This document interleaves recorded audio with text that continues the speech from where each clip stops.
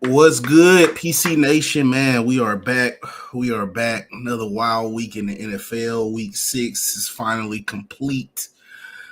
A lot of stories, a lot of nasty stories. But before we get into that, man, we got to talk about the fantasy football right now. Sir. I know Swiper's feeling good about himself. Me too, man, because, Mahomes almost put up 40 points for me, 37 points, man. I pretty much won the game before, 4 or 5 of my players even played. So, feeling pretty good. What about you, though, Swiper? I think you had the most points, right? Well, I'm averaging the most points in the league, but the problem is I'm facing the second most points in the league. So you know how fantasy work out. Like I have to have the highest scoring team, but then I'm also getting the most comp on the other side for some reason. So hopefully the schedule lighten up a little bit. My teams right now, and by the way, I'm missing James Cook this week, and I still don't have Joe Mixon at some point. Maybe he comes back, and I'm on pace for in a 12-man league for 147.7 points, y'all. Like I'm about to be touching 150 when James Cook come back, bro. So I'm like, this is easily the best team I've ever drafted, and this wasn't even on purpose because remember, Trent, nobody was trying to touch James Cook. Yeah, I don't know why. I was going to snatch. Well, we all were on the same thing. It was going to be the touchdown regression. There's no way he's going to do that again. And the next thing you know, y'all, James Cook has been like RB1-2 for most of the year. I just know for a fact that me taking Bijan was the best thing I ever did. That boy is going so crazy. Was that number 1 overall? Nah, it's like number 3, 4, something like that. I had like 3 or 4. Who went first? Oh, yeah, I was the first pick. Yeah, I did take Bijan number 1. I was first pick. Yeah, taking Chase. Well, and the thing is, too, and this is unfortunate, this is like how people feel about the Clippers. You can't draft the number 1 overall from a previous season that next year. Man. It never works. Never works. Okay. Bijan, I can't wait to talk about that game, y'all. That Falcons and Bills game, bro, that 80-yard scamper be 81 yards, Bama. And I thought he was going down 3 times on that run. I told you, Swipe. Hey, we've been telling you. We've been saying it, bro. Right, I told you. Yeah, Bijan really is he him, bro. He him.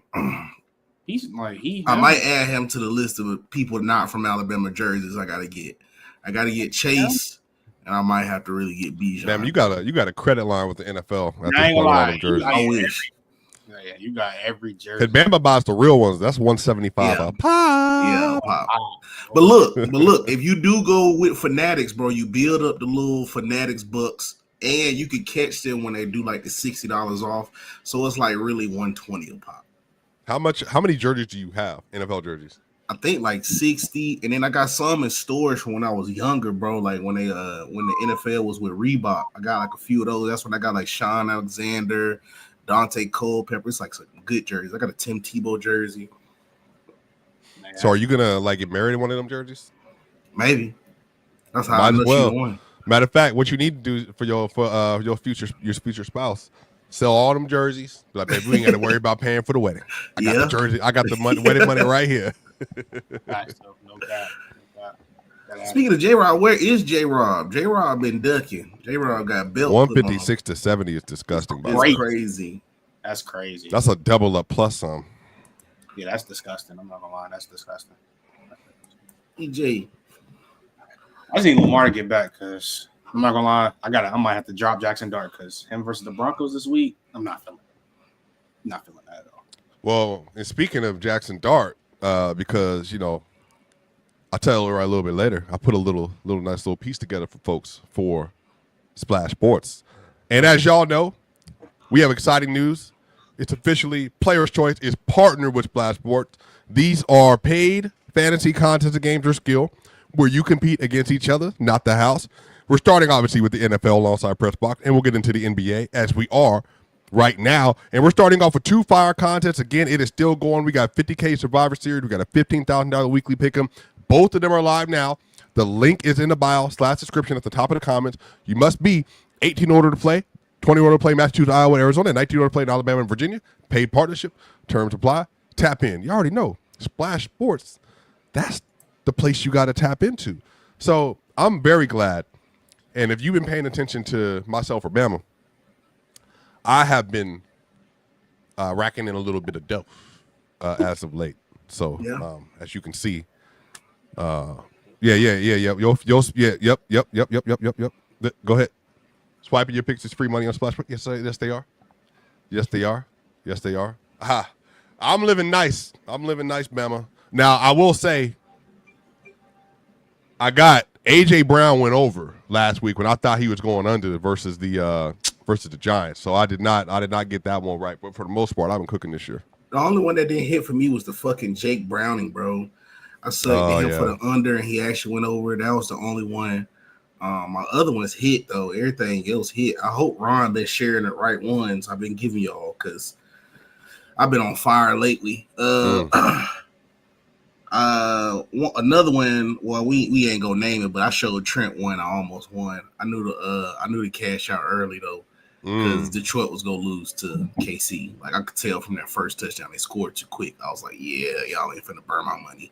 And then Chicago ended up beating. I was like, wow. We got some games to talk about. But we got a lot of good games to talk about, bro. Y'all see what the thumbnail is. We definitely got to talk about that game. I know you got some words for Bijan Swiper, but I don't know if you want to lead it off. You could talk about the start with the games you want to talk about, Swipe. Well, I will say this is an action-packed weekend, and obviously, I want to make sure we're going through the slate as is because I want to talk about these games piece by piece. And y'all, like, this was an interesting week, in part because there was like so many different matchups that I just did not expect to go the way that they did.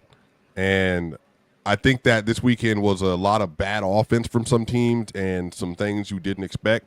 But to start off, y'all, because this is the first game on the slate, Denver Broncos and the New York Jets.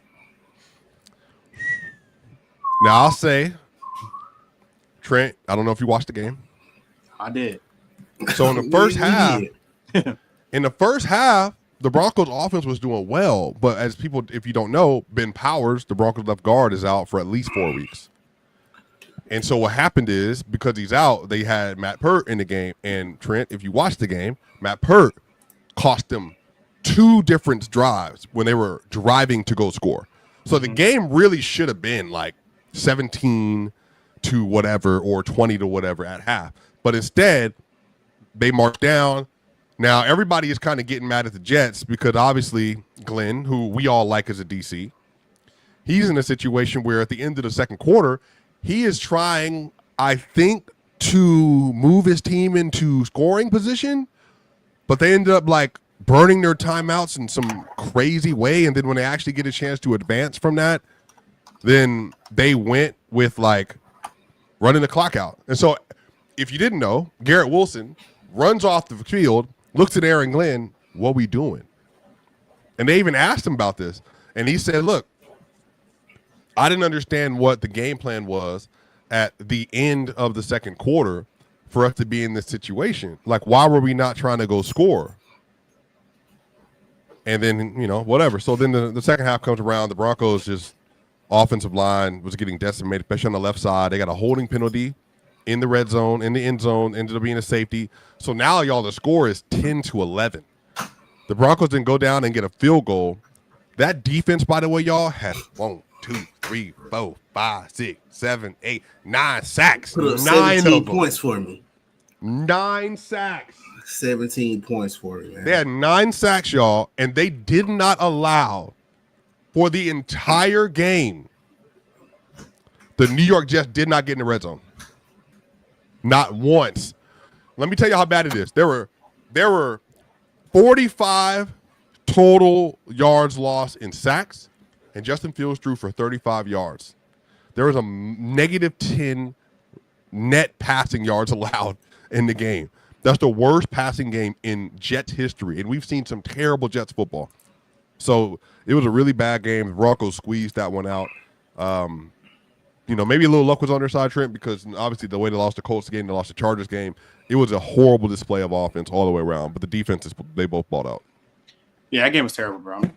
Yeah, absolutely. I had a defensive masterclass, but I don't know what they're going to do with these Jets, bro. Like, I wish J.R. was up here because he got to talk to me about Justin Fields. Me and him been going back and forth, arguing about Justin Fields at least since 2022 because, he an Ohio State fan. But, bro, it's just bad over there, bro. It's literally just bad over there. Like, at the end of the day, bro, Nick Bonito needs to get in conversation for DPOY. I think he's leading it like favorite wise, betting wise right now. But yeah, this Broncos defense is insane. That's just what it is. The Jets suck. They're just terrible. By the way, call your mama, call your daddy, call your uncles, call your aunties, call your garden, call your grandparents, call your kids. Dre Greenlaw is off IR. So I'm just saying, Nightmare about to get worse. Nightmare is for sure about to get worse. I can't wait for him to come back. I'm going to keep it real. You finna get mad at me, Swiper. Y'all can't be the favorites of the AFC and going out there playing like that. They not. But I mean, I know now, but at first, it was y'all. They were never the favorites. I'm saying they were no. It was just Corey gassing them. And then Swiper really not gonna say too much because they're Broncos fans, which I understand that. So it was really just Corey gassing, but they're not the AFC favorites though. But at the same time, though, that was bad right there. Yeah, it was a bad game. Luckily, the Jets are the Jets, and they found a way to lose that game. So I will give y'all credit for that because myself personally, I believe there's no freebies in the NFL. Y'all were able to make the play to put the game away, whatever. Y'all didn't score all the points which y'all wanted to score. But that offensive coordinator got to really figure it out and how to dial up. You mean Sean Payton? If it's Sean Payton, I mean, he the GOAT, right? Like he one of the GOAT coaches, one of the GOAT offensive minds. So I feel like he need to dial up some better plays for Bo Nix. I don't know. Or maybe it's Bo Nix. I don't want to believe it's Bo Nix because I think he has two. I think that game was more on Sean and the play calling. He even kind of said as much after the game. But I will say they play the Giants this week, and it's in Denver. So 4 of the first 6 games they played have been on the road, y'all. So I think there should be some home cooking coming this. But also, I'll give y'all a little slack too because was y'all the team to get there on Thursday or was y'all the Tuesday team? Yeah, I can't remember what day they got there, but you know, it's in London, so you know when you're playing over that's just a lot. That's a lot to deal with. Yeah. But yep, that's that game. Not much to talk about, unfortunately. Really. The next game was the LA Rams versus the Baltimore Lamarless Ravens.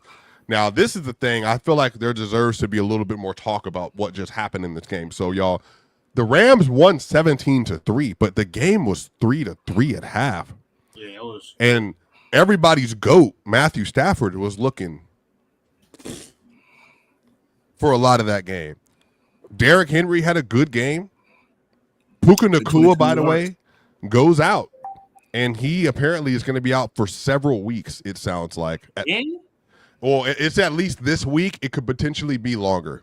Damn. He came down. He tried to catch a ball, Trent. Yeah, he came down on his right leg, but it didn't like look egregious. But it's just the way that he landed. It did something. So he's going to be out. But Stafford, you know, he had 181 passing yards this game. He had 26 attempts, 1 touchdown, 98 rating. Kyron Williams didn't have a great day. He had 50 yards. Blake Corum was getting some handoffs today, but then he ended up getting nicked up himself. He's at 4.6 yards per carry. Devontae Adams just 4 for 39 as well. So it's just not a lot of offense at all. But Derrick Henry on the other end had 122 rushing yards, 5 yards per carry. Cooper Rush was so horrible, y'all, that he went out and he had 72 passing yards. And then Tyler Huntley comes in, gets 68 passing yards, completes 67% of his passes with a 76 passer rating, and has 39 rushing yards as well. I have no idea what they were thinking getting Cooper Rush on that roster. They weren't expecting Lamar to get hurt. But he's not good at all. I know, but I'm just saying they weren't expecting Lamar to get hurt. I think that's just my answer for that because realistically, Tyler Huntley's not good either. But I mean, at the end of the day, he better than Cooper Rush. So it's like the backups today is gonna be like hard unless you won't actually actively trade for a backup. I don't think the Ravens are gonna do that right now. So I think they're just gonna stick it out. So I think they just SOL to Lamar come back. Also, too, I just think it was a little bit of the Ravens trying to, show that they're an NFL team too, even though the Rams still covered. But I feel like that first half was kind of them coming out with the energy they at home. Hey, I ain't gonna let y'all just, do us bad because them last 2 games was kind of bad how they got did. So I think that was just them coming out with like a little sense of urgency, just a little gut check just to throw the Rams off. I don't take too much on it because, like I said, the Rams still won and they still covered. So, I mean, it's gonna be interesting when Lamar gets back because I don't see them winning no games until he gets back. So, if that's the case, like say he don't come back until what they got to buy this week, and then what he come back next week. Yeah, I'm not gonna lie. Because look, what I'm saying is they could keep losing. They're gonna lose. But I'm saying like when he come back, they're gonna win games. It's gonna be tough though, bro. They might still make the playoffs though. They might still make 11-6. That's if he wins every game. Bro, I'm looking, bro. Okay, so so he's on a bye week right now. Down the bye week right now. Play Chicago, right? And does he come back at Chicago? Or I'm pretty sure he's playing the very next game they have. If he comes back at Chicago, they can win that game. And then beat this game. It'll be after Chicago, it'll be Miami, winnable game. Vikings, that's a tough game. But it's a winnable game, but it's a tough game. Cleveland, it's a division. Tough game. Winnable game, though. Jets, winnable. Cincinnati, winnable. Steelers, tough winnable. Game. Like it's a tough game, winnable. The Bengals, winnable. Patriots, tough game. Tough game. It's still winnable though. It can be winnable. And then the last two flex games, Green Bay and the Steelers. Tough game. Those it's at Green Bay too. Yeah, a lot of these games, remember, they're very winnable. And you already know the offense is going to shoot back up because they got the. And they might be able to get in the playoffs at 9-8. Yeah, seven seed. They could 7 seed. They could. I feel like 9-8 needs to be the floor, but like 10-7 is the most ideal for them. Yeah, I will. Yeah, like that's what I was probably thinking. They have a very small margin for error, like very small. So, now I would love to see Lamar go on a crazy run so we can snatch back that MVP because now everybody kind of looking at somebody else. He missed too many games though, right? I don't know how you can not win the division and then win MVP, but we'll talk about that a little bit later. Yeah, but shout out to the Ravens, man. The Rams, they win again. The Rams are 4-2 now. Are they the best team in the NFC West? It's a shit with all the injuries that just happened to the 49ers. Hell yeah. That's tough. Well, I told you it was gonna happen, but both of them, no, we'll get to that game in a minute. But both of them gone. Like both their best defenders are gone, bro. That's insane, dog. Yeah, we can. Yeah, it's tough because Seattle playing well too. So it's Seattle balling, bro. Sam Darnold been the best quarterback in that division, by the way. Yeah, so it's a tough division over there. I don't know. It's a hard answer. So you saying you like Sam Darnold play better this year than Matt Stafford? Absolutely, yes. I mean, I think you're talking about this as a totality because I think this is like the first like bad game. Like not. How did he play versus 49ers? You said Stafford. What? How did Stafford play versus 49ers? I think he had a solid game. I think it was what's the name? I think we was just more talking about how Mac Jones willing and dealing more than. I think Stafford almost was like 400 yards that game. Yeah, because Stafford still threw for 3 something. Yeah, he was playing a good game. So I just think that we just highlighted Mac Jones because Mac Jones was balling. But yeah, that division's tough. It is. It definitely is tough. But I say still got more to talk about. I ain't gonna lie. Well, the next game on the ledger, y'all, we have a game that honestly, Bam, I would love for you to start off talking because this is your league right here. Cowboys versus Panthers. I told y'all, man, it's been working. Go ahead. What you about to say? Well, I was just going to give the context that Dak Prescott, another phenomenal game. 25 of 34 for 261 and 3 TDs. TP. 3 tubs. And then Bryce Young on the other end, 199, 17 of 25, super efficient, a 7.96 average, 3 tubs, and a 115 passer rating battle. Hey, man, I'm going to keep doing it until my boy get them 10 wins, bro. I'm going to keep on keeping on, bro. Bryce, you fucking suck. You a pussy. You know what I mean? You garbage. Anything you do with the football, I don't know what's wrong with you, bro. Because obviously my reverse psychology is working. That was vintage Bryce right there. After he threw that pick, you saw it. He was so mad. Then he bounces back, bro. Well, I ain't gonna really say that pick was on him. That was on Tet.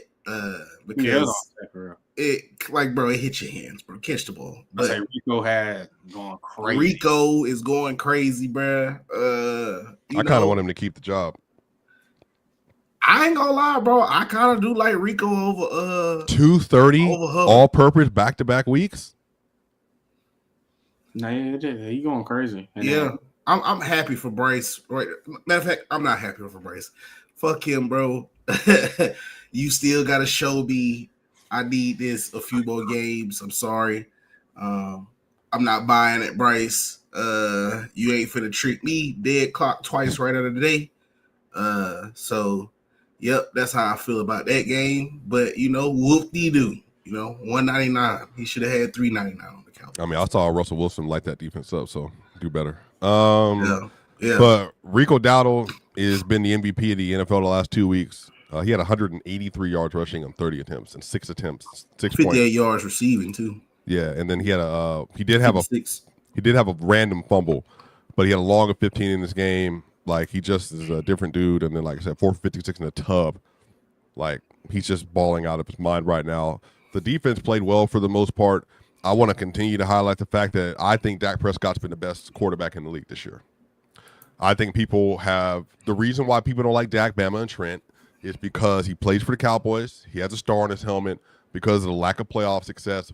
But if you watch Dak's process this year, you watch how accurate he's been, you watch how efficient he's been, and he is also something that everybody should love. He takes chances down the field. He doesn't shy away from trying to make as many plays as possible. He is consistent. He carries a bad team basically every single year for the most part. And even despite the fact that he doesn't have like a bevy of weapons around him right now, he's still going insane all season. He currently leads the NFL in pass EPA over the course of the season. Like, I think Dak Prescott's been incredible, and I think a testament to how great he is, Trent, is that what were we hearing about a certain ski mask bandit when he played for the Pittsburgh Steelers, that all he could do is run flies, seams, and try to get down the sideline on you. George Pickens, 9 catches for 168 yards and a touchdown. George Pickens, y'all, is on pace for like 1,400 yards this year. And I think a lot of that has to do with just how good Dak Prescott has been, that he's taking an uber-talented receiver and he's making them one of the premier players in the league. George Pickens already has, y'all, 525 yards and 6 reception touchdowns this year and 32 catches. Like, so you think Dak Prescott playing better than Baker Mayfield and Sam Darnold? They're the top two. I think the top two. Period. Yeah, I think the situation included.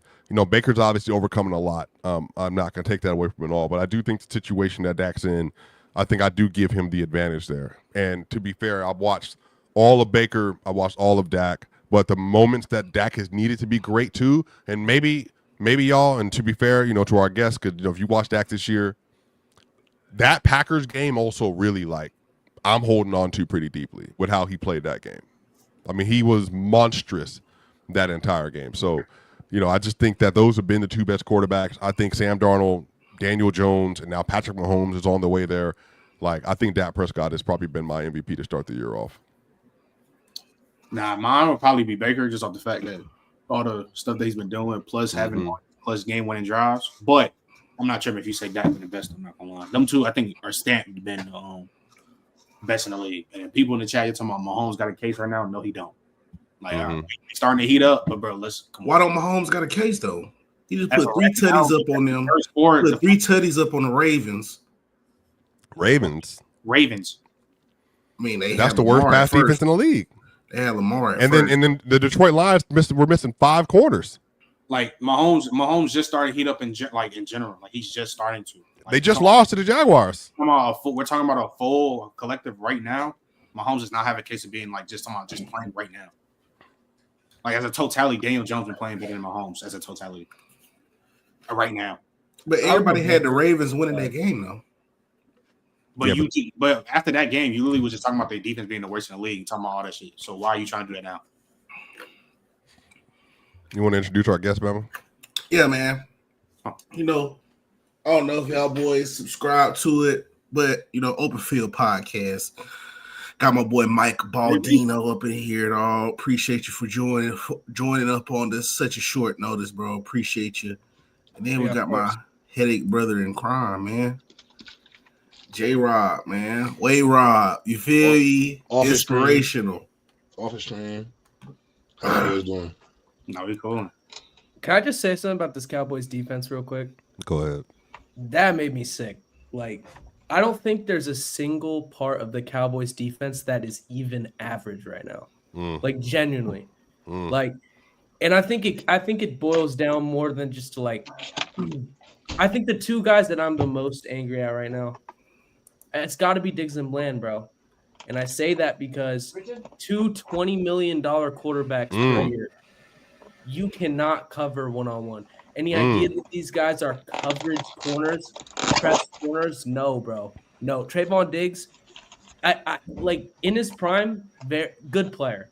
But he just can't run with these guys anymore. His agility is shot.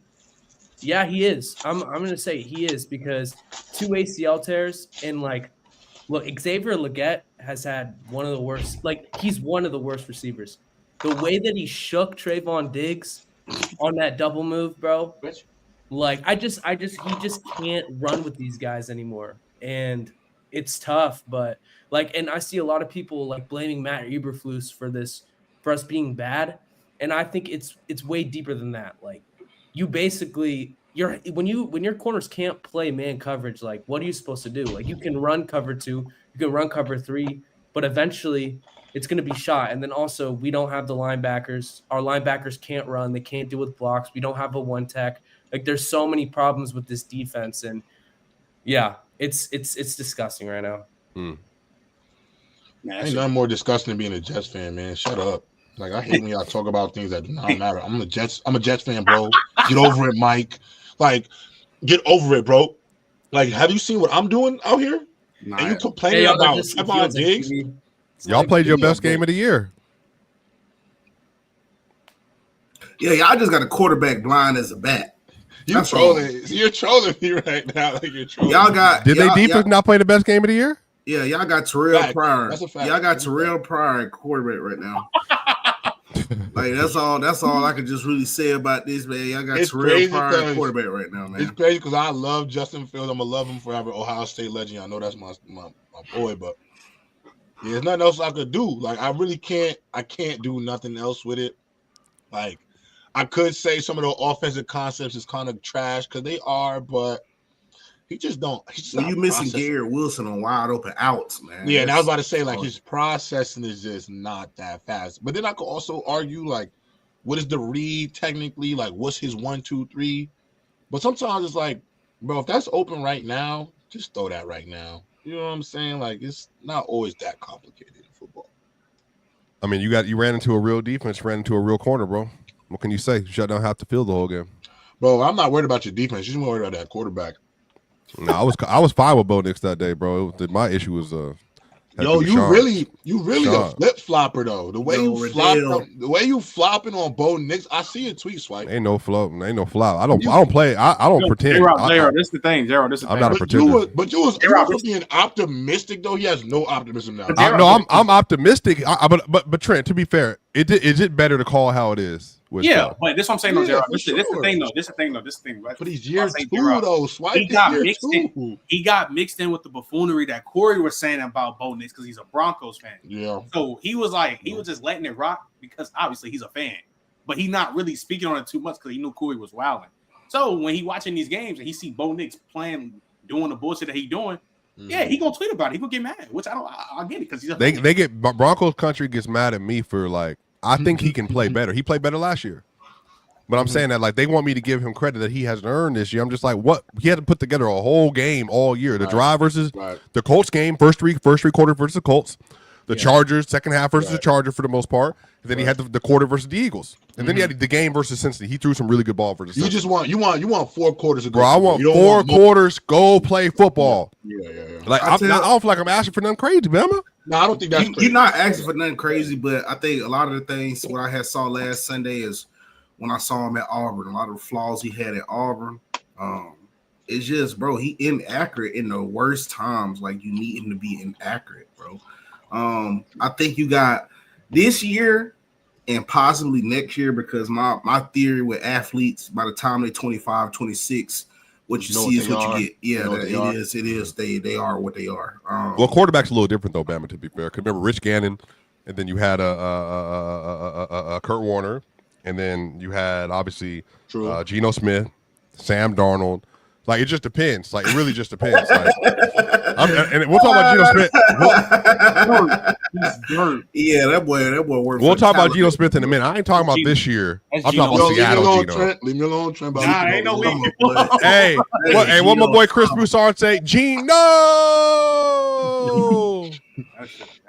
Trent, don't look at me. I'm talking about my boy. I'm talking about free Ashton Genty already. I ain't talking about Las Vegas. I'm talking about Seattle. Free Ashton Genty already. I feel bad. Bama, you want to introduce our other guest, brother? Yeah, man. You know, we got Riddell the casual. Riddell knows sports. Black Sensei Society, man. You know, we gotta love these guys. BSS. Yeah, man. But you know, got some black people talking about anime, man. You know, even though they don't know more anime than me. That's Bama. You've never not once brought up anime the entire time I've known you. Please Bama, stop. Don't even do that. Please stop it. Because you know I'm too certified for you to do that. Don't do that. Don't do that. Are you serious? Don't do that. Don't do that. Don't do that. I've never. No. Bama. Anybody likes anime, you cannot. It's almost I know one of not the to first bring things them you learn up about around Freaky No. Ron and them. You know, no. People know on Player's Choice. They know I'm anime, man, and nobody up there watch anime. Everybody know this is a well-known fact. Man, I've never heard you talk about anime. See, hold on. You're muted. Can I just say something, Swiper? I love you, bro. I love you, brother. J-Rob got me to read. Hold on, Bama. I gotta say something to this brother. I know he's in his Charlie Kirk. I mean. Oh, let me not say that. My bad. I didn't mean that. I'm gonna say Kirk Franklin. Excuse me. Kirk Franklin. Sorry. I'm gonna say Kirk Franklin. Don't kill me. But Swiper, this is my issue. I want you to know Player's Choice existed before you got here. I already know this. Do you know that there was a Player's Choice anime? Yeah. No, that's cool. I'm talking about this iteration, this rendition, the new rendition of Destiny Child with the one with Michelle in it. I'm talking about this one. I've never heard Bama talk about anime. But anyway, let's get back to the games, y'all, before J-Rob gets us absolutely canceled. But shout out to everybody that's watching the stream, man. Appreciate it, man. But yeah, so we just talked about the Dak Prescott performance and then the Rico Dowdle performance. So shout out. But up next, we got a really good game that ended up being a game that I did not expect to be this way. We have the Arizona Cardinals versus the Indianapolis Colts. And y'all, Jacoby Brissett off the bench, 320, 7.27 yards per throw, 2 tubs, and 89 passer rating with a chance to win the game. But they just couldn't get the job done. And then, obviously, their best wide receiver went out with an injury. So, hopefully, Marvin Harrison's okay. But Trey McBride, 8 receptions for 72 yards and a touchdown. Just a monster. But on the other end, Daniel Jones, 22 of 30, 212 yards, 2 tubs, 101 rating. Continues to ball out. But maybe argument for first-team All-Pro this year, Jonathan Taylor, 21 carries for 123 yards, 1 touchdown, 5.9 yards in average. Like, just dominant. And then Tyler Warren somehow slipping to where he did in the draft. He wasn't the first tight end taken off the board for whatever reason. 6 receptions for 63 yards and a tub. He is what a Brock Bowers last year. Tyler Warren, whatever that gap is, and it might be like this by the end of the year. I wonder who was. But like Tyler Warren is going crazy right now, Trent. I agree with you, Swipe. I think Ben Johnson, like what Steven Nelson said on the show the last time he was here, I think Ben Johnson is just trying to be too smart with that pick. Like, it's no reason you shouldn't have got Tyler Warren. I don't know, bro. Like, I know, like, maybe I just think too blunt about stuff, but it was nothing that Loveland put on paper and showed me he was just off tape alone. Like, Coastal. I ain't gonna say all that now. Chill. Yeah, I'm gonna say all of that, bro. It was nothing. It was Harold Fanning. It was Harold Fanning. The only person I would have took over Tyler Warren was Harold Fanning. Yeah, you tripping. Yeah, but Tyler Warren. Wait, Harold was cold. What you talking about? What are you talking about? Yeah, Harold Fanning was never better than Colson Loveland in college. He had a better year. No, he was not. That year, it was between competition. Because it was between Tyler Warren and Harold Fanning. You're talking about production-wise, right? He's talking about production. How are we going to talk competition? But then we also going to agree that Ashton Gentry was the best back in the draft this year. You said what? So you just said competition factors, right? And Harold Fanning. No, I said it's a plays in a factor. I don't really care about the comp for real. I just don't think he was a better tight end than Colson Loveland at all. Like I see why it was like clear as day on tape. I thought it was Colson and Tyler. The rest of them skedaddle. Like that's why I thought that was the top two. Period. Those were the two. And what is that based off of? Just physical talent? Because the production, I feel like. The physical talent. Colson Loveland has the physical talent. He's a great route runner. What I'm saying is, you're saying that the two guys at the top was clearly better than Harold, and I'm asking you, was that just off the physical traits? Because I think it's off the physical traits and what they showed on tape. Like Harold had a great year at Bowling Green. What he was doing was phenomenal. It was one of the best receiving years in college football history for a tight end. But I just think that from a tight end perspective, obviously Colson Loveland has, I think, he's a better contested catcher and a blocker. I think the fact that Colson Loveland's route running ability as a tight end, don't get talked about, but he's just playing for Chicago right now. And they offense just all over. And they already got a tight end. But you don't think Harold Fanning yak was crazy? His yak was real. You got to turn your mic up a little bit if you can. But Colson still got. He still has it in his bag. Okay, we got you. It's still in the bag. That's why I'm not tripping when they took him. And plus, it's only year one. Because you ain't gonna beat Trent in a talk contest with his mic. We can't victory. Trent got that good. Trent got surround sound when he be talking. I like. I think they're both good players, but I just think Tyler Warren was clearly tight end one. I don't even think it was like. Look, I think the reality is, you know what you think he was better than Zac Efron coming out? Zach Ertz? No. It's hard. Efron. Ebron. Ebron. Oh, Eric Ebron. Eric Ebron. No, I'm taking Tyler Warren because it's spectacular catch 99. You got to remember, Tyler Warren had y'all convinced that Drew Allen was a first-round pick. But Eric had like crazy measurables coming out. Yeah. Also, I think Colson Loveland's senior year was tough for him. He was just when you play with Big Ten quarterback. Alex Origi, starting quarterback. Davis Warren, 7 touchdowns, 9 picks, like that. Michael Baldino, you know how to say his name. What's his name? What's his name, Alex? Oh, it's my Alex Origi. Alex what? It's my dog. That's actually my dog. Yeah, you're UNLV right now. But yeah, that situation was bad over there, bro. Alex Origi is his name, bro. Oh, nice. W. Wait, who the last few tight ends that have been taken in the top 10? Y'all remember? So you got Colson Loveland, Bowers. Bowers didn't go top 10. Taken like 12. He was 13. Really? He was 13. Yeah, he got taken after Bo. Oh, and you were there. I wanted y'all to take him, and then y'all boys took what's his name? I remember we didn't take Bowers. I remember y'all took Olu. Y'all took Olu. I like Olu though. And then you got actually not that bad. Then you got Eric Ebron. Ebron. Well, what was there was the white boy. He play for Detroit too, didn't he? Hawkinson? He didn't go top 10. Who's the other one? There was another one that went in the somewhere. I can't remember his name though. Never mind. I can't remember. Dalton Kincaid. Dalton Kincaid was in the 20s. He was in the 20s. Was Dalton Kincaid? I don't think he was. No, he didn't. No, he didn't go that high. I think it was like 20. Remember Noah Fant in 2000, whenever that was, went to 20. Not about Fant. Who went? But remember, it was 2 hours. Laporta. I don't think Laporta was top 10 either. I think Laporta went top. No, we talking about just top 10 only, right? Yeah, I think the only that's been like. Hold on, man. What year was Noah Fant taken in the draft, y'all? Because there was somebody that definitely played with him. Jermaine Gresham went top 10. He was a dog at OU. Really? Yeah, he went top 10. He was nice. I don't know if he went top 10. I don't remember. He was nice. I don't remember him being top 10 at all. What about y'all. I knew I wasn't tripping. TJ Hawkinson went 8.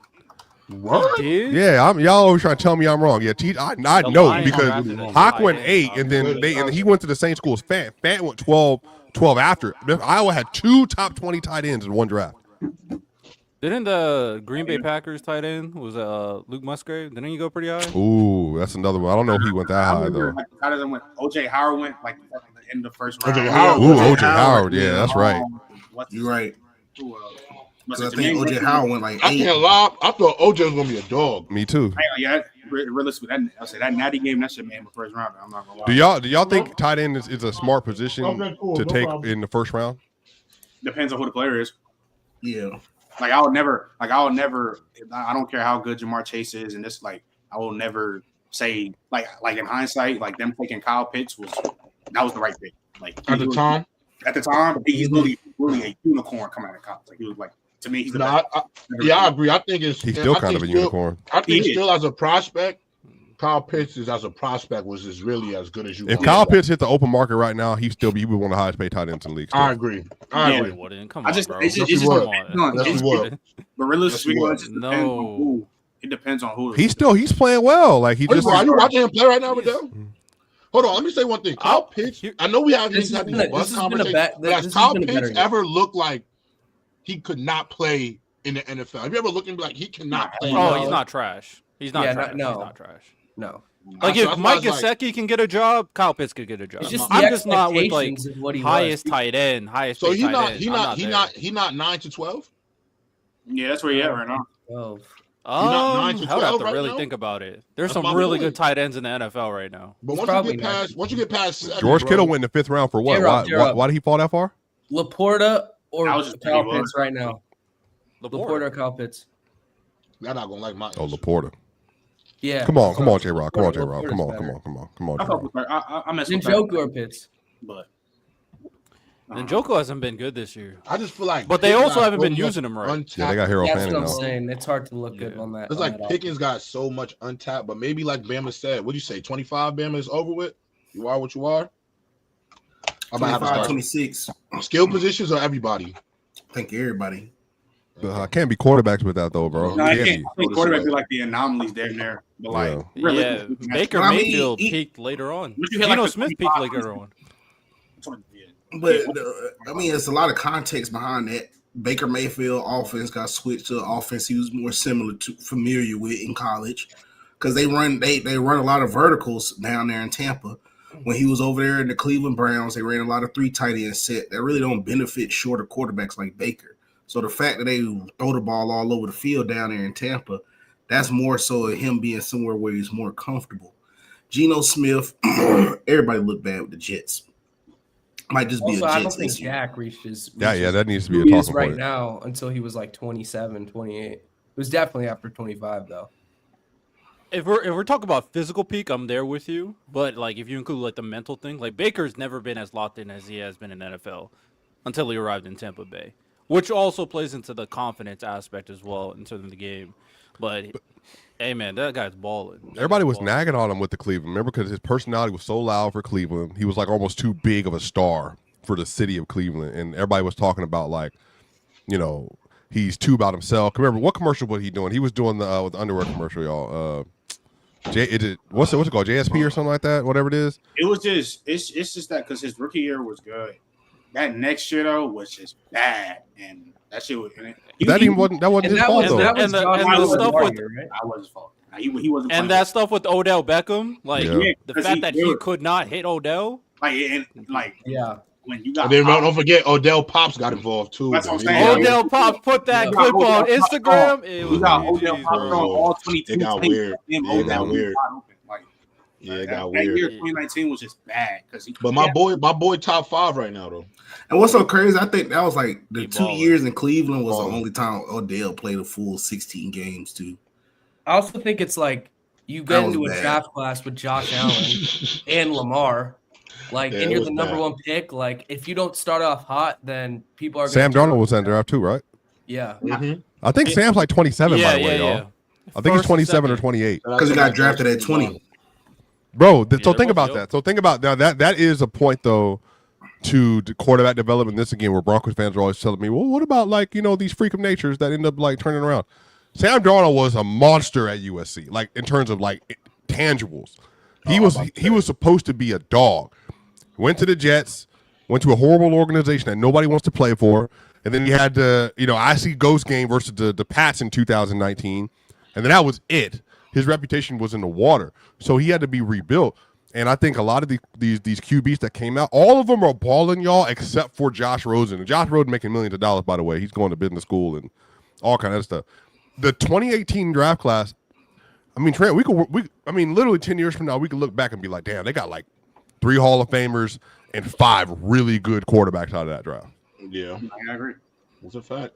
And that's rare. At least you got three Hall of Famers in there for sure. Who the three? I mean, Josh and Lamar, obviously. Hall of Fame projected. Yeah. And then I'm gonna be honest, bro. Like, let's be for real. Let's just be dead for real. All right, let's hear it. Baker Mayfield. Yeah, he could. He win this. I'm gonna tell you that right now, he is my MVP of the NFL as of this week. I agree. Because at the end of the day, he's a franchise quarterback. He is a guy that they win football games not despite him, because of him. Mm-hmm. And with injuries to his O-line, injuries to his wide receivers, they are winning because of him. What are they, 5-1? Yeah. No, they with their injuries, no reason to be 5-1. But when you have a quarterback playing at that level, he win an MVP. Swipe. I don't see how he can't be, or he's not at this point.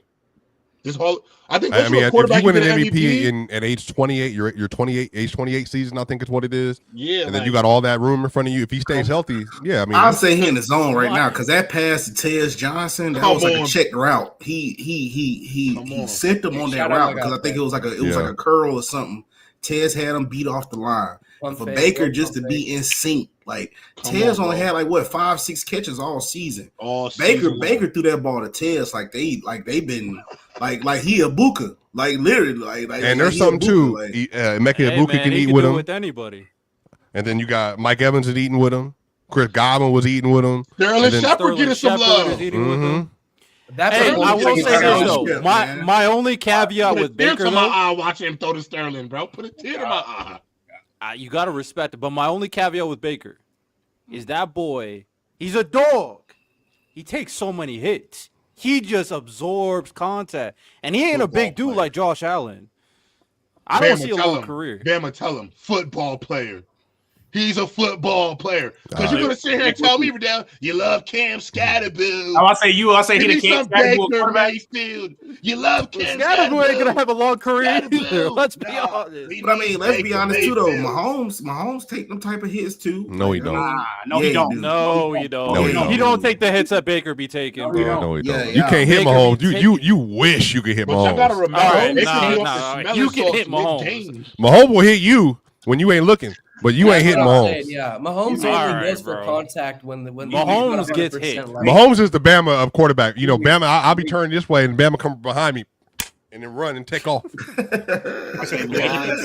the type, instead of running into the end zone, he's going to see the defender and truck him into the end zone instead of just taking the goal line. And I think that is something to take into account because Baker has injury history. Yeah. And he's taking all these hits from these defenders, and he's doing it to win the game. He's trying to will the team to win, which is why I respect him. I had to apologize to Baker. I don't apologize to nobody. I was like, all right, you got it, Baker. You him. But can I go I don't know if he can keep doing this. Can I go off the ledge real quick? What? I think the same way I think Joe Burrow is the kryptonite to Pat Mahomes. I think that's what Baker Mayfield could be to Jalen Hurts.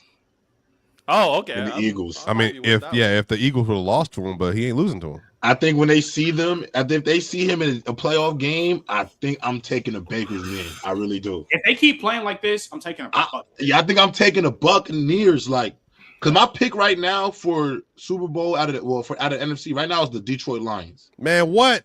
I got none of them teams making the Super Bowl. I got the Lions right now, but they're gonna. Buccaneers got me feeling some type of way. Bama. Just to give you some history. So when Queen Elizabeth took over in England, you know why? Because her uncle decided to abdicate the throne. Because he didn't want to take the throne. Because he wanted to be with somebody that was not a part of their country. And if he would have had to take that throne, he would have had to leave that woman behind. That's what the NFC is. Abdicate the Super Bowl this year. None of those teams deserve to be in the Super Bowl this year. We're gonna have an AFC championship. And then we're going to have another game with AFC teams. I hope y'all do. But what AFC team has proven that they're like that either? Man, Chiefs. We know the Chiefs are just the Chiefs. They have Mahomes, the greatest quarterback of all time. Whoever make it out there. Other than them. Man, y'all gonna let me talk. You talk about the Colts, Swiper? The Colts better anybody in the Eastern in the NFC? I know I'm Daniel Jones FC. I'm not.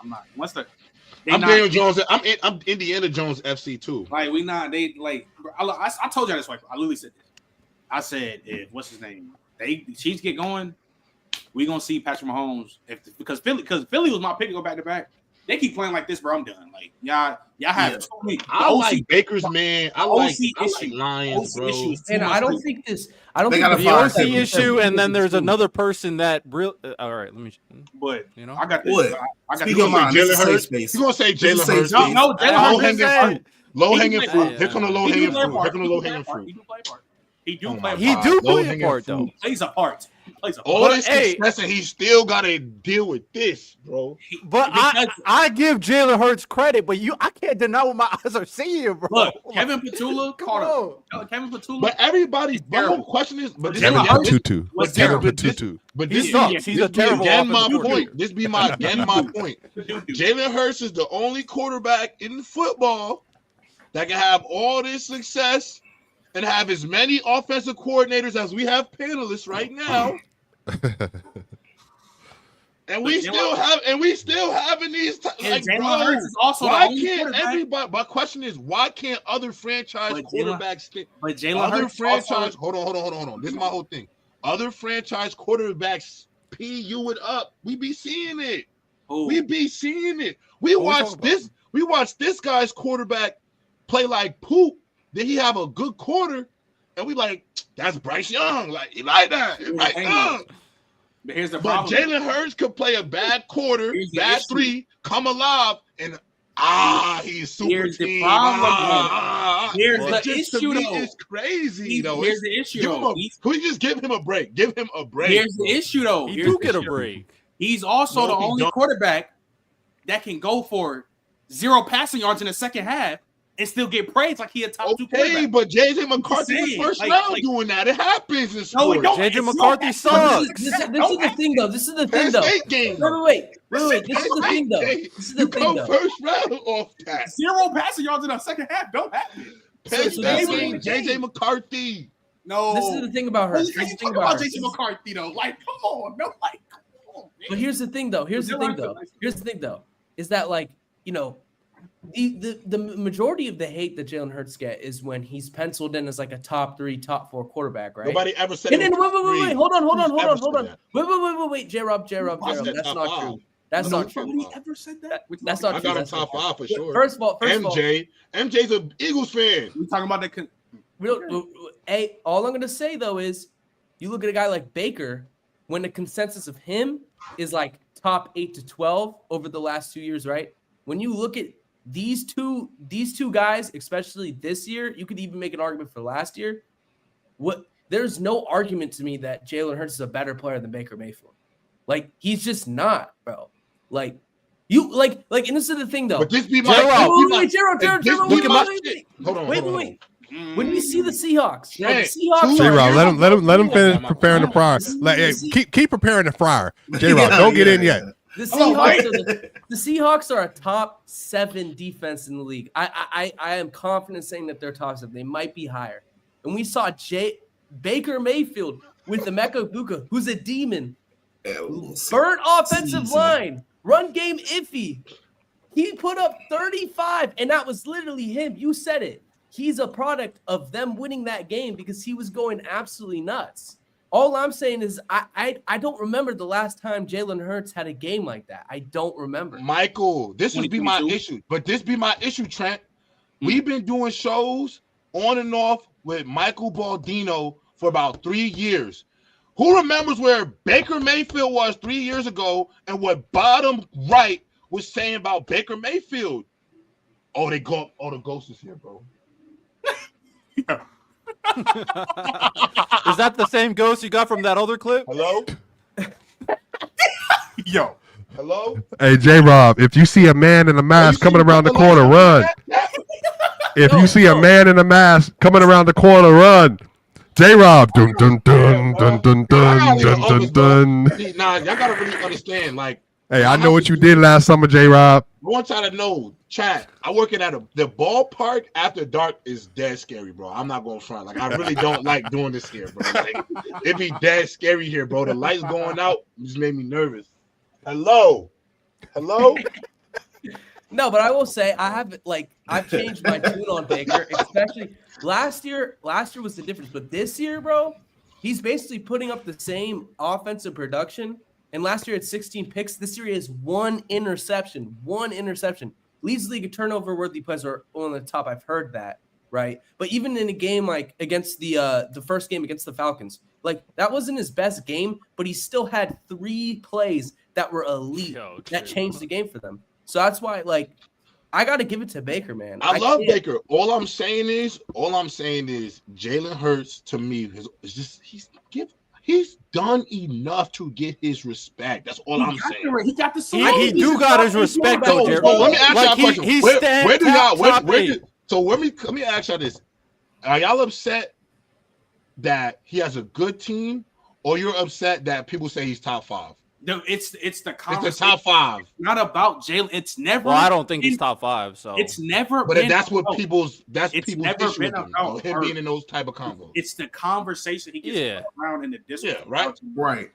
He gets put in the tier 1 type conversation because he won a Super Bowl. But the thing is, my thing is. But he's been to 2 Super Bowls and he's played great in both. But this is the sick shit I saw with Jalen Hurts. He played great in one. He played great in one. He played good in the other one. You can go after this. Trent, they literally said Jalen Hurts. This was Dak Prescott. They said Jalen Hurts would have won that Super Bowl that team Cam Newton had in 2015. They said Jalen Hurts would have won that Super Bowl by 3 touchdowns. That be the discourse. That's crazy. That's why people slander him because when you get to say stuff like that, when they were saying, "Oh yeah, Jalen Hurts would have won that Super Bowl by 3 touchdowns," all this, I'm like, bro. This is why he gets slandered. Yeah, that's ridiculous. Yeah, this is why he gets slandered. I blame Gilly. Bam, I blame Gilly. I blame Gilly. But I will say though, like my thing when I'm just watching Jalen Hurts, I do expect more. That's my biggest criticism from him because this team is still elite in terms of the personnel they got on offense. Elite offensive line, Saquon Barkley still Saquon, even though he's not having the best year. And then you got Devontae Smith, AJ Brown, Dallas Goedert, and then you got Jahan Dotson has been playing well this year. So when I'm watching him, it's the fact that he takes forever in the pocket. He's just chilling in that pocket and holding onto the ball. Now, he seems more athletic than he has in the past, so shout out to him. But he takes forever to throw the ball. It's his vision I'm not the happiest about. And then he does miss some throws he should be hitting.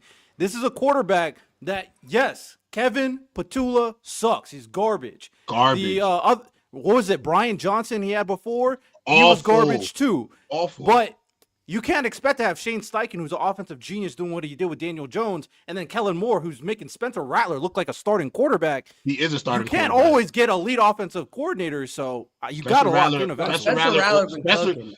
Spencer Rattler's always been a starting quarterback, and I told y'all this before it happened, just so y'all know. Everybody, you did say that. I told y'all what he was going to be from the. You were on time, man. You definitely were. If the Saints been a first round pick on a quarterback this draft, they bugged out. When you're talking about the layered throws down the middle of the field, this is what I've been saying for the whole season. And obviously Petullo has had some troll moments. I can't even lie. Like watching the film, there's some route concepts that make no sense. But it's also like Jalen Hurts when it comes to layered passes down the middle of the field.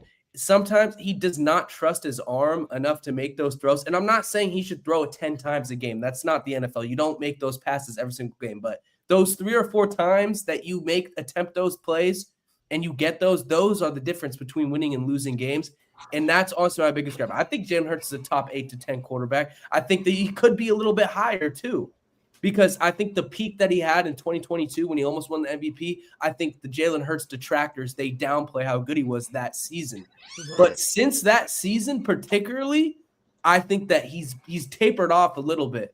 And I just think it's that confidence in order to make those throws down the middle of the field that I need to see more, because there's no way, like that interception that he threw against, the Giants, when AJ Brown's wide open on a post, like it's wide open. I know you're not talking about that post that he slowed down. Nah, he's talking about when he almost threw that pick 6 because he got. Oh yes. I know. AJ Brown was wide open across the middle, and then he missed Devontae Smith on that easy touch. But this is my point. I think when it comes to Jalen Hurts, like my thing is this, right?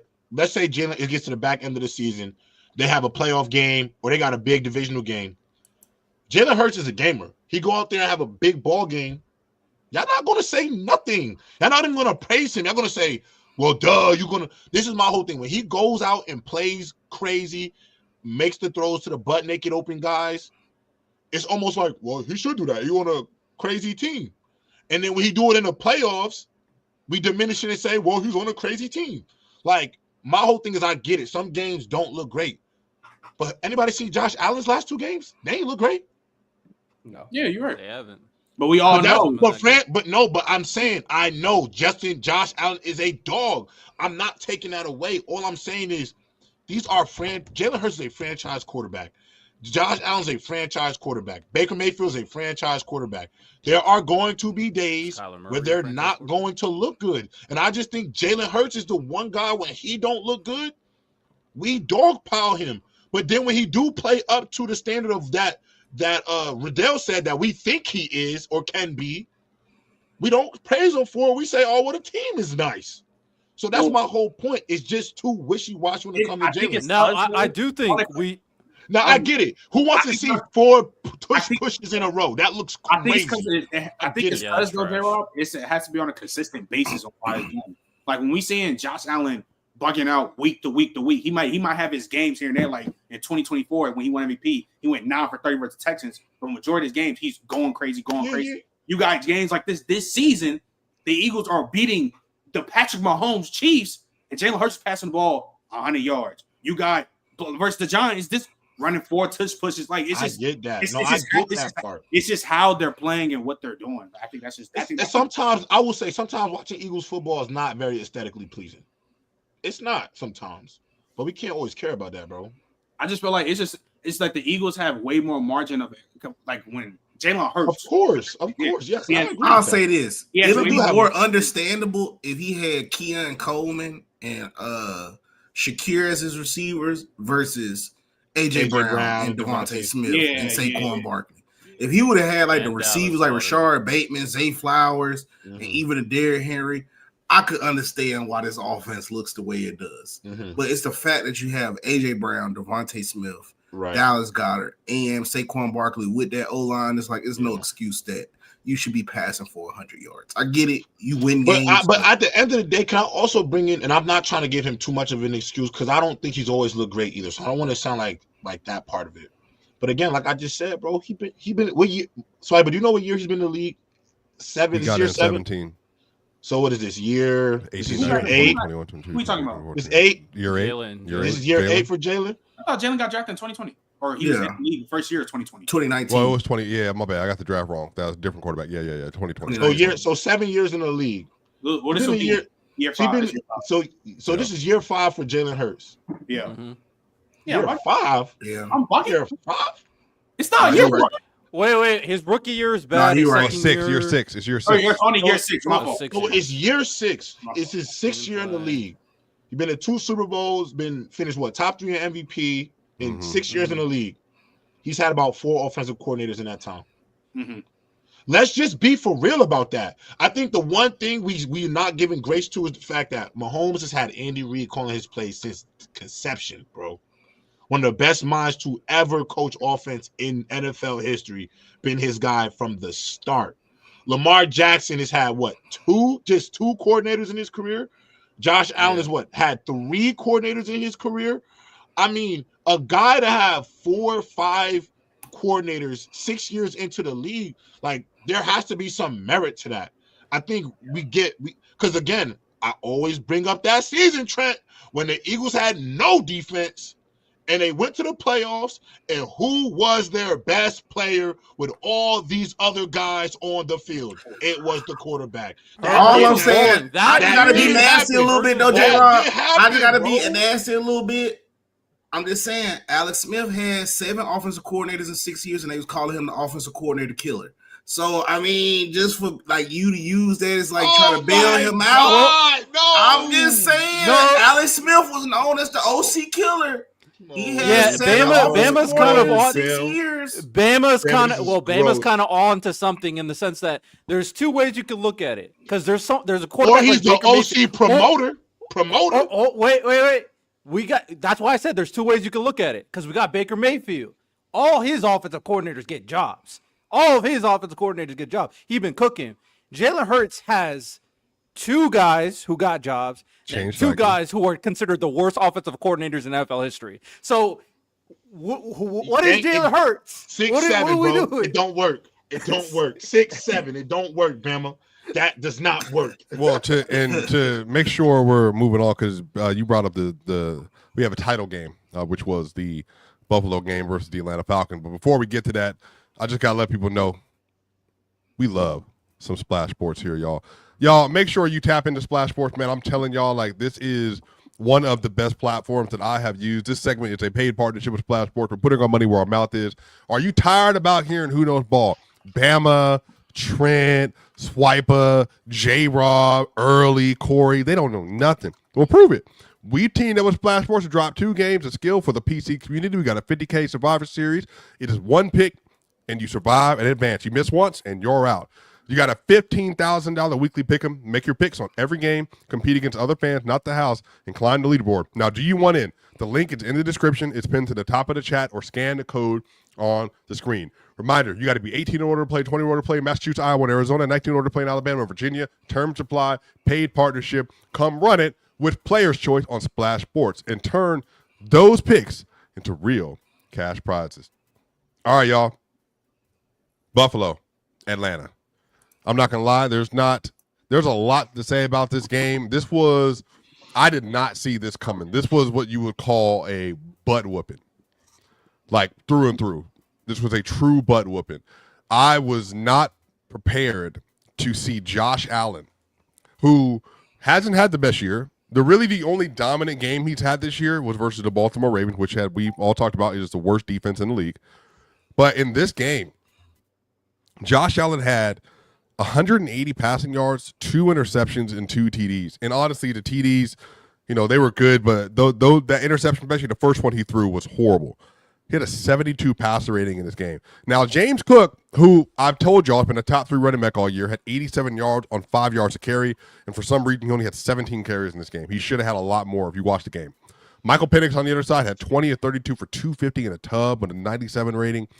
But Bijan Robinson, 170 yards rushing, 1 touchdown, 8.9 yards a carry, and then he had 68 receiving yards. And not to be outdone, Drake London, 10 receptions for 158 yards and a touchdown, y'all. This was a dominant butt whooping by that Atlanta Falcons defense, who was blitzing almost every play in the 4th quarter, and the Buffalo Bills could not handle it. Trent, you got it, bro. Bijan is that dude. I will no longer be comparing. I love Jahmyr Gibbs. That's my dog. He's top 3, bro. Is Bijan, JT, and Barkley at the top right now? That is the best 3 running backs in football.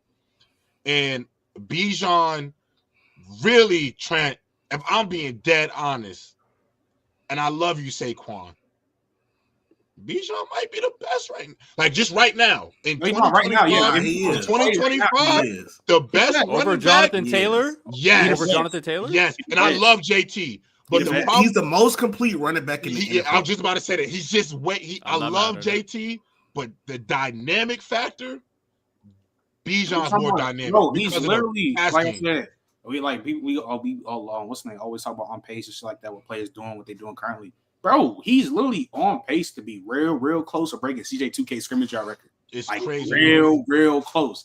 And the shit that he's doing is ridiculous. Can't tackle. Like, first of all, I'm gonna say, and I just gotta put this in perspective, because obviously this pass did not get completed. They threw him in out route in man coverage versus Tre'Davious White, and Michael Penix actually threw the out. Penix probably should give him a better ball, but that should tell you about the athlete this guy is, that they can split him out wide as an ex-receiver and have the confidence to throw him a deep out. Like, it just, to me, might be best running back in the league right now. This Atlanta defense didn't get more props, though. And I was just about to say this part. Swiper, you said you couldn't see this coming. Swipe, I could have easily seen this coming. Atlanta's defense was rocking the last 2 weeks. Like, they're looking like one of the top defenses. And Swiper, you look at the other details. They schedule ain't shit. their schedule is not shit, bro. Let's just be honest about the Bills' schedule. And I'm gonna say this last part that nobody want to really is. They're not gonna talk about this because it's Josh Allen. He gets a different grace in media. Love Josh Allen, but they're asking. Let's be honest. The demand of what Josh Allen is gonna have to do to lift this Bills team up. Superman. He gotta be Superman. They have their defense garbage. Garbage. We talk about the Ravens defense garbage. Bills defense garbage. Two garbage defenses. So you got two garbage defenses, and this is my thing. They already spent the last year, Swipe, trying to make Josh Allen hand the rock off more, temper down some of his daredevil gunslinger plays. With this iteration of the Bills, we need Crazy Josh back. You do. You need Josh. The problem is that you don't have Stephon Diggs. You need force the issue Josh now. You do. The problem is you don't have the top wide receiver of the game. Josh has 5 turnovers in the last 3 games, though. Yeah, I don't think we need Crazy Josh. Before I get into Josh Allen, I think what the Falcons are today is a litmus test to when it comes down to drafting and being a GM. Mm-hmm. Don't overcomplicate it. What would we be saying for the last couple of years when it comes to the Falcons? Get pass rushers. Then they were like, finally, we're going to get 2 pass rushers early on. And now they making some pressure to the quarterback. Crazy. The most complicated thing in the world, apparently. I also think they should trade Kirk Cousins. I don't know why they still have him as a bench. You know how many teams want a quarterback right now? Get more capital and build around Michael Penix. I don't think somebody's taking on that contract, though. He's due a lot of bread, bro. That's the reality. It's that money. But if I'm like... He's $100 million. Well, if I was think about that. $100 million fully guaranteed too. He does have fully guaranteed, bro. I mean, depending on how they work it, if the Falcons eat that, if the Falcons that nigga agent is Lex Luthor, nigga. I ain't gonna lie to y'all, boy. That boy really serious. I just think they can make something work. But when it comes to the Bills, the defense is bad. I still think this team. They still got offensive talent. I don't think he just needs Stephon Diggs. I'm not going all the way there. I like Shakir. Dalton Kincaid has been playing very well this year. Very good. Extremely well. James Cook is a top 10 running back this year. I like that. Offensive line is still really good. And Keon Coleman is not the guy that they want him to be. But ultimately, my biggest issue when I watch Josh Allen and the Bills is I think he tries to play Superman too much. He always looking for a playmaking play. I don't think he's doing it enough. I just disagree because a lot of the times when he's holding on to the ball trying to make a play, those plays just don't go as well. And now you could do it when you have Stephon Diggs because Stephon Diggs is the ultimate bailout because he is a dog. He don't got that anymore. That's why he had to resort to the more conservative play style and utilize Shakir, who's more of a short run. Go ahead. But I think what you're saying about the conservativeness and him holding the ball longer is because he ain't on his gunslinger. To me, am I bugging or do I feel like when you have Lamar Jackson or Josh Allen never take the ball out of their hands, right? I think we all agree with that, right? Why would we ever take the ball out of their hands? They're 2 of the 3 best quarterbacks on the planet. My issue is I think he's holding on the ball too long because he's not trying to force the issue. And I'm not telling him to be irresponsible with the football, but let's be honest. We all don't play on a team like this. They're going to have to win games by putting up 28 plus sometimes, bro. And sometimes you're not going to be able to put that up there if you're not willing to throw that 50-50 ball to Keon Coleman, Riddell, worried about a pick. You're going to have to throw it in a tight window to Dalton Kincaid because you don't got no defense. You really gotta dominate time of possession if you're Josh Allen, Lamar Jackson. So I think he has dialed himself back. And I think with the team he had last year, that was to his benefit. I think to this year, though, is to his detriment. You gotta.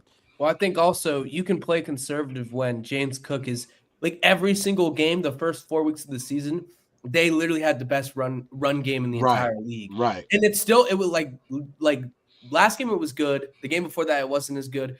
But it's also because they don't have really any guys that he can get the ball on a one-on-one situation too fast, except for really Kincaid. And I think Kincaid was hurt in the last game. I think but it's you see teams, they're not respecting their receivers. They're going to send blitz and cover these guys one-on-one.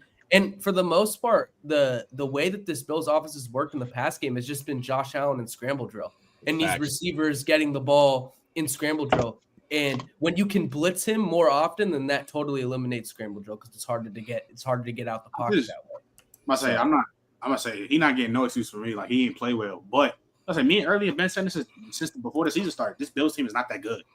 So like they're going if Josh Allen don't play well, they're not winning the game. Like you like that's just what it is. They're not going to win if Josh Allen don't play well. Like I don't think Shakir has that's the territory last year. Shakir was better last year than this year. The Bills, that's the territory of being a top 2 quarterback in the NFL. Like, yeah, that's what I'm saying. Though. That's what I'm saying. Like, that's what I'm saying. Like the team that he has, like they only gonna go as far as Josh Allen plays. Like he got so like. I like that. But all right, so this is why this is my comparison. Olave would look great. I was about to say Olave or AJB who will fit better. Olave. I'll say just for a dominant presence, even though they got Keon, I'm saying I'm going AJ Brown. Yeah, they need the dominant presence. They need somebody like that. Oh, on this team, AJ Brown for sure. AJ Brown, I want to think twice. But Olave would be to extend. I doubt AJ Brown leaves. So Olave. Yeah, Olave for sure. Would Olave do it? Olave would leave. Olave doesn't really like me, I'm to be honest. He definitely. But I'm saying, would he be what they need though? I think he'd be enough. Quick separator. Yeah. Honestly, I would look to get Shahid. Shahid is low key a really elite deep threat, but nobody talks about it. My thing is with Josh Allen though. So I'm looking at Josh Allen, and I'm looking at let's just stick with Josh Allen.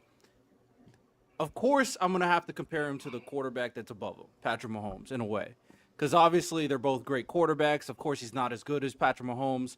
But one thing that he did last year that was very important is that he was taking what the defense is giving him. And when you know the defense is not good, that, like you said, the time of possession game is so important. But that time of possession game is only going to work if, as unfortunate as it sounds, you run the ball, you deke and dunk, and you take what the defense is giving you. And although I don't think their weapons are elite, I do think you can still do that with Kincaid. And Shakir was great at it last year, and he's one of the best yak receivers last year, in particular, from the slot.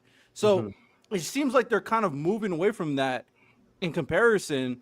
They are trying to do some deep shots with Josh Palmer, who's actually been decent. I also just think Keon Coleman's not that good. I just don't think they're ever going to break out with Keon Coleman. So I think Josh Allen is forcing the issue more. And he wants to be the big playmaker on the team, but he doesn't have the talent to do that, and he doesn't have the defense to make up for that. So it's he's just been turning the ball over too much. Teams are also changing the coverages up that they're seeing. Like they're putting a lot of pressure on him. He's not performing well versus pressure as he had in previous years, especially in the last 3 games versus the Pats, the Saints, and then obviously now the Falcons. So down year all the way around, y'all. But we're gonna get to the comments of the week real quick. Shout out to everybody, obviously in the chat. That's showing love, Bama. We'll get to the top 5 comments of the week for the press box. First comment of the week. We got Bronco Kid. Bronco Kid 75. This one of your peoples. Need to make the show longer. Look, we do. We would like to make the show longer at some point. We would like to do more episodes at some point. So we are on the way there, working every day to make that happen. But we would love to do that. Thank you for that comment of the week. Keep liking, keep sharing, get more people in here. Sure. That's gonna help. That's gonna help all of that stuff. Yeah, them clips, by the way, y'all. I can't say this enough, man. But they made it easy. When you see a clip on TikTok and on Instagram, share. That's how you grow the platform. You got to get on social media and share. You see me say something good, share it. You see Trent say something bad, share it. You see Bama say something good, share it. You see J-Rob do something cool, share it. We need it. Next comment of the week. Got cash tonight. What's that say, Bama? Got cash. Cash Tanner. All right.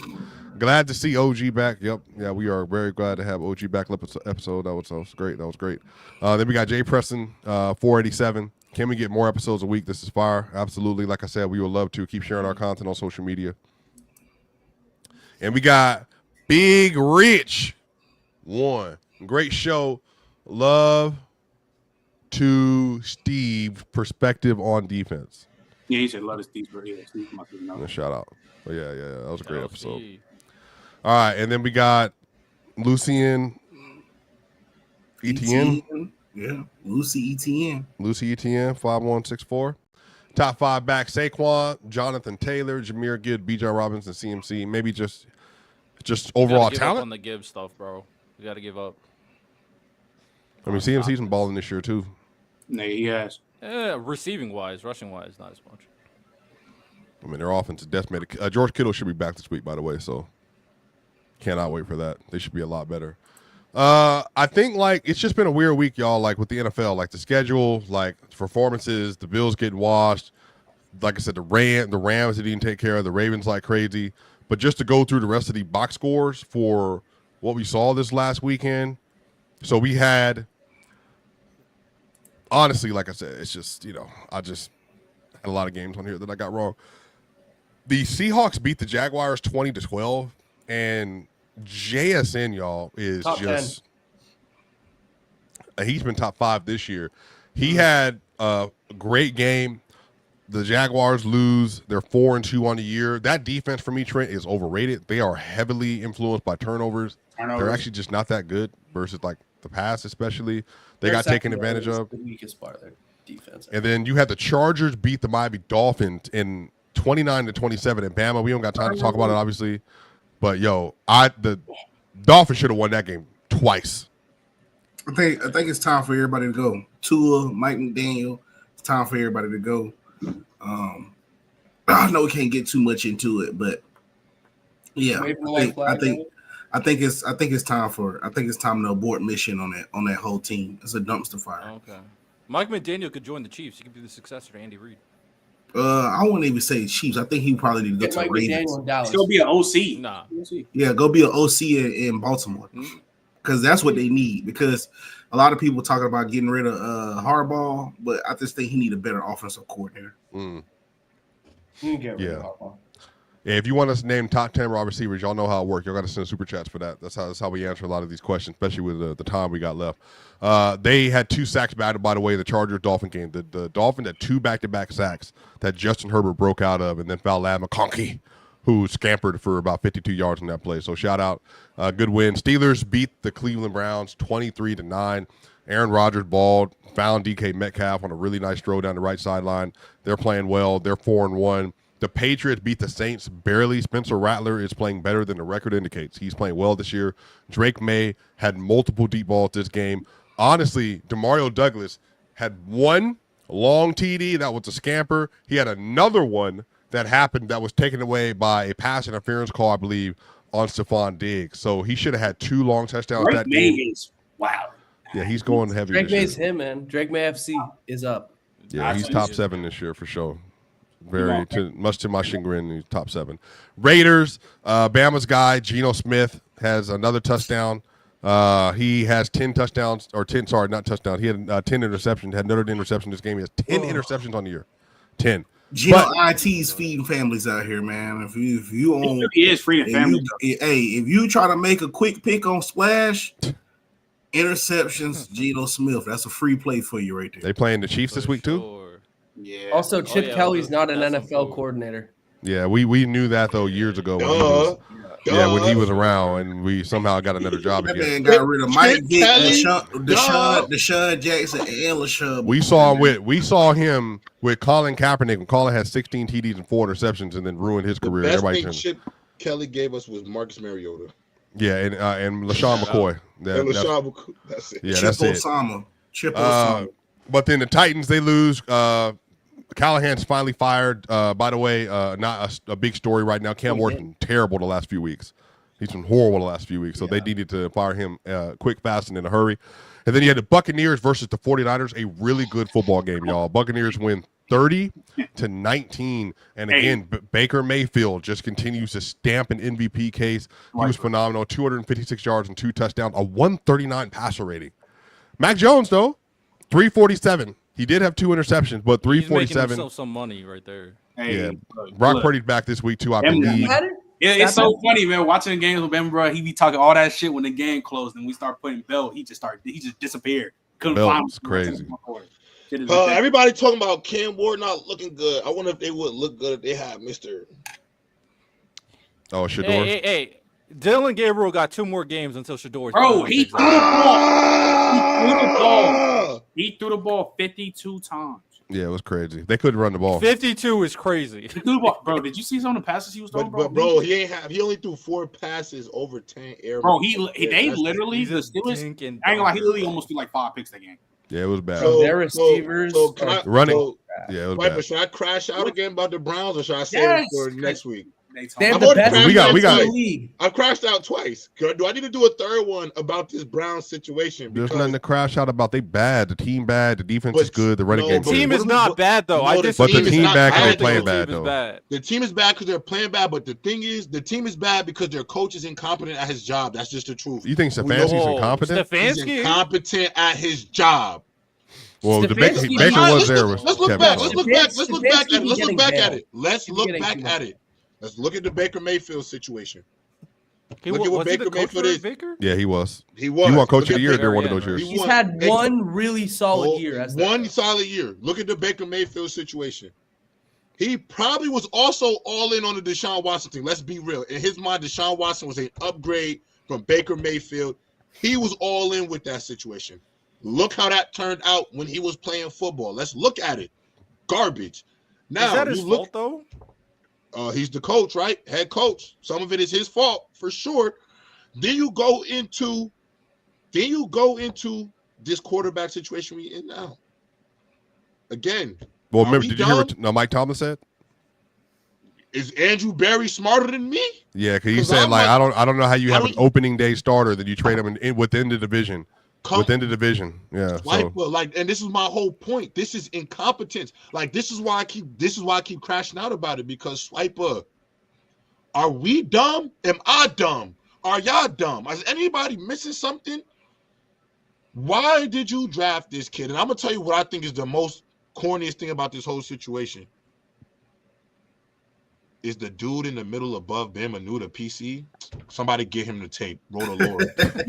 Get him the lore. I built this brick by brick on this peak. Like he's bugging when it comes to this football. He's bugging. But I respect it. You don't know me. Welcome. Can I just say, guys, I just gotta ask, like, when it comes to this Shador situation, like, do y'all not feel like at this point... He just got to go play, bro. At this point, he got to play and got to play well. Is he holding him back because he don't want to see him play well somewhere else? Nah, bro. They just don't think he's ready. But I think to be fair, he's a 5th-round pick, though. So, like, I'm not even tripping about it. When he get a shot, NFL teams didn't want him. But, J-Rob, but you already know how it works. If you a 5th-round pick, once it's your shot, you got to go get it. That's what happened to Russell Wilson. That's what happened to Dak Prescott. Remember, if he's really like that, Dak stepped on the field game 1, and we knew from the onset Dak was the guy. I think he threw for 16 and 4 that year, if I remember what it was. It was 16 touchdowns, 4 interceptions. 22 and 4. 22 and 4. So he has to do that. I mean, he has to step on the field, and he has to play well. But also, it's like none of those quarterbacks got – there wasn't a quarterback drafted before said quarterback. Like, as soon as they start Shador – then they punted the fact that Dylan Gabriel was the right move. Sure. That's why it's an ego thing. And that's true, a big part of it, too. Okay, but you took a 5th-round pick on a guy that wasn't a 5th-round grade. Let's be dead honest. But the owner, to be fair, the owner is the one that said to take him. So it's going to take a while to come around. And to me, Swipe, that's more reason to play him. The boss want him in the game. But it's only been 2 games for Dylan Gabriel. I'm cutting you this check. If Dylan plays bad again, though, they're gonna push Shador in. If he has one more bad game, they're gonna put Shador in. I think 3 games. You gotta let Dylan Gabriel at least, because you still think about it, man. In the 3rd round. And after this, like their schedule, about to cry, man. Their schedule should get better, and they should be able to perform better. And then if that's the case, then you just keep it pushing. Like what? Like think about it. They had the Steelers this week. And then they got coming up. They got they played the Miami Dolphins this weekend. Then they got the Patriots. They got a bye. So then now you can start from that point on. If Dylan Gabriel's not playing well, you got week 10 the Jets, week 11 the Ravens, week 12 the Raiders, week 13 the 49ers, week 14 the Titans, week 15 the Bears, week 16 the Bills, week 17. Then you get a chance to play the Steelers, and then you get the Bengals. So like Shador can literally play and start 9 games this year. But my whole thing with this Dylan Gabriel thing, I want everybody to know just for context of how old Dylan Gabriel is, this 5'9" quarterback. No, Dylan Gabriel's. I want y'all to know I played against Dylan Gabriel in college. I'm 28. So Dylan Gabriel's true freshman year was 2017, 18? Yeah, 18? Like yeah. He's a 25-year-old 5'9" quarterback. Swiper, I agree that after the bye week, whatever, yes, that's appropriate. But do they make it past the point where he throws another 50 times next week and they throwing beer on his field in Cleveland because they want Shador in the game? This thing is getting ridiculous, bro. I'm not disagreeing with y'all. I want y'all to know I don't think any point y'all made about this situation is wrong, but I still think this is just too obvious for us to keep wasting our time on this. Like, bro, Swiper, his wide receivers were shying away from the passes in the game. Watch the all 22. They were shying away from his passes because he throw in the middle recklessly because he can't see. He can't see. So what are we doing with this? Look, I don't think Dylan looks all that good either. But like I said, it's just this. I'm so at peace with this situation because once Shador gets in, he has to play well. It's that simple. Then we could move on from that. But then J-Rob, the Packers beat the Bengals 27-18 in a game that the Bengals, they were one possession in the fourth quarter, Trent, from being able to tie it up. I think it was 18-20. It was like 18-26. And they went for two, and I think they didn't get it. They didn't get it. Yeah, they didn't get it. But Jamar Chase, did you see the catch he made? Yeah. It was a PI, too. Hey, Bam, I'm talking about his shoulder was being pulled. He caught it basically on dude's back and fell into the end zone. So Joe Flacco hopefully can bring some life to that team. But the Bengals are 2-4. The Packers are 3-1-1, and they haven't looked good, honestly, since like the first couple weeks of the year. But whatever. The Chiefs beat the Lions. Like I'm talking about. Belt. Dude. This is where it happens. 30-17. Coming back. Patrick Mahomes goes crazy, has a phenomenal game, and he shoots up the leaderboard on MVP like I thought he would. And then he has 257 yards and 3 touchdowns, 132 rating, and then he also runs for a touchdown and runs for 32 yards. Isaiah Pacheco had 51 yards, so like that was his best game of the year. But then, by the way, hey, shout out to my dog Prive on Twitter. EGE. Rashee Rice is back this week. Survived Rashee Rice, and they survived. Wow. Rashee Rice is back at 3-3. So they're about to go crazy. And then you obviously had the Bears versus the Commanders on Monday night as well.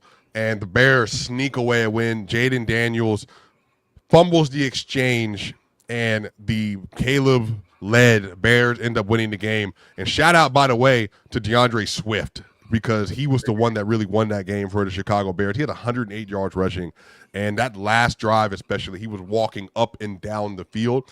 By the way, Jake Moody, formerly of the 49ers, former third-round pick, everybody thought his career was on the line, makes the game-winning kick. So shout out, man. Like, we had some really good NFL games. We got more NFL games coming up this Sunday. Make sure we will be here, and if y'all want to be a part of the show, let us know. Let Bama know especially. We will be here Sunday, 11 a.m. to 1 p.m. Eastern Standard Time to talk about all the games coming up and fantasy as well. Y'all know what time it is. This is the Press Box. Do me a favor. Y'all, 378 of y'all watching this, hit the like button, hit the subscribe button, and tap into the show. When Press Box going to have more episodes, the more you support it, the more we grow. And make sure you tap into social media and share every single thing that you see. And J-Rob, make sure to get home and turn the lights on when you walk out so that the boogeyman don't come get you walking down the street, dog. Shout out to y'all. Y'all know what time it is. Press Box. Be easy.